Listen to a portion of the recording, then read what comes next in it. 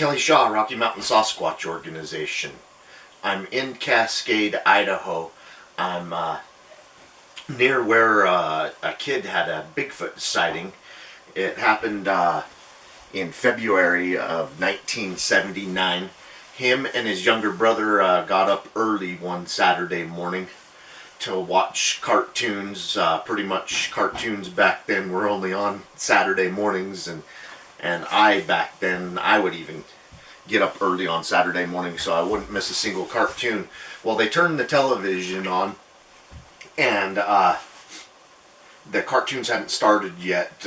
There was still the broadcast system, the bars and the humming noise and stuff. So they turned the television off, and the older boy, he was about 8 years old, he stayed on the couch and wrapped up in his blanket, and his brother went upstairs and went back to bed. Well, he was laying there dozing off, you know, waiting for the cartoons to come on, and he heard something move outside, and he figured it was the snow falling off the roof of the house.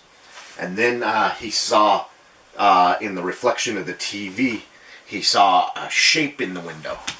And this window is, the bottom of the window is about 7 feet off the ground. And he noticed it was like a head-like shape. And he slowly turned and looked out the window. And looking in the window, he says, was a Sasquatch. And it was scanning the room with intelligent eyes. He says its face looked a lot like a gorilla except for longer hair, and he says the eyes were more intelligent than any other animal. He says then the creature caught his movement and looked him directly in the eyes. Scared the hell out of him. He dropped down off the couch onto his hands and knees and crawled towards the stairs, and he was trying to call out to his mom, but he was having a hard time making any noise, and he was afraid the creature was going to hear him.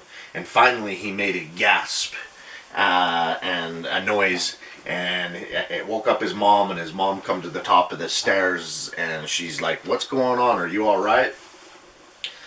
And he says, "Mom, there was a Bigfoot looking in the window." And I guess she could tell by the way he was acting and everything that you know, he wasn't making it up. And she's like, "Well, I don't see anything," because she could see the window from her vantage point. So whatever he seen was gone. And she's like, "Well, come upstairs then." So he went upstairs and everything and told her all about it and stuff. Well, she wouldn't let him and his brother out to play until later that afternoon, and they went out looking to look for the footprints. And it had been snowing off and on that day, and him and his brother found some very large holes in the ground out in front of the window. And he says they didn't have that great a shape, but they had been snowed in. But he said they were very large holes, and it looked like a bipedal creature had walked across the window